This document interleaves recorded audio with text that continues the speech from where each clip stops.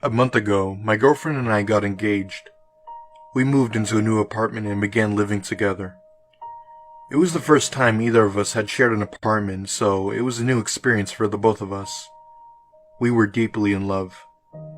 I knew she was the one I wanted to spend the rest of my life with, and I thought she felt the same about me. Everything went well until 2 weeks ago, when I noticed that my girlfriend was acting very strange. She had become so attached to me that it felt like she couldn't stand being away from me for more than a moment. One evening, she said to me, "Darling, when you're not at home, I still feel you're near me." I didn't attach much importance to these words. I thought she was just being affectionate. However, a few days later, she told me something else. "Whenever you're at work," she said, "I often hear your voice, as if you were calling my name." This began to happen more and more as the days went by, and I started to get a little worried about her. One day, when I arrived home from work, I found her sitting silently at the kitchen table, staring blankly at the wall with a glazed look in her eyes. I grabbed a chair, sat down beside her, and asked her what was the matter. "I think there's something wrong with me," she said. "Why would you think that?" I asked. "I saw you today," she said. "You walked from the kitchen into the bedroom and then you stood back to me, staring out the window." "But I was at work all day," I said. "I know," she replied with a sigh. That's when I really began to worry. I suspected that my girlfriend was losing her mind and starting to have hallucinations. Over the next few days, she kept telling me that she saw me in the apartment when I was at work. She could even describe exactly what I was wearing. My girlfriend was also acting more and more strange. She was getting more and more quiet, and she was terrified of being left alone. Sometimes she would just sit there silently staring at me.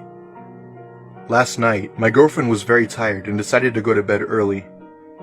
I held her hand and sat on the edge of the bed as she was falling asleep. Just before she nodded off, she said, "You're not here." "Honey, I'm right here," I replied. "Don't worry, everything is fine." "No, you're not here," she said. "You're in the kitchen." Just then, I heard a dull noise coming from the kitchen. It sounded like a chair scraping across the linoleum. Then, I heard the sound of footsteps walking down the hallway. Fear gripped my heart and I didn't know what to do. All of a sudden, the handle on the bedroom door began to turn and the door slowly began to open. Maybe it's just a draft, I thought as my eyes grew wide with fear. But it wasn't a draft. The door swung open and I saw a man standing there in the doorway. It was me. It's difficult to describe exactly what I saw. It was me, but at the same time it wasn't me. It was as if I was staring at myself in a mirror, but the other me had cold, lifeless eyes. The other me looked at me for a moment and then turned and left, shutting the door behind him. It took me a moment to recover from the shock, and then I sprang off the bed and ran after him. The hallway was empty. I checked the kitchen, then the bathroom, but he was nowhere to be found. The other me simply vanished. It was terrifying.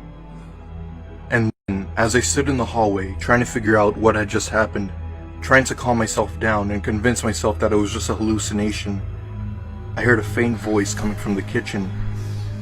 It wasn't my voice. It was the voice of my girlfriend. "We are here to stay," she said. "Forever." I realized that my girlfriend wasn't in the kitchen. She was lying in the bedroom, exactly where I had just left her seconds before. I was so frightened, I started trembling like a leaf.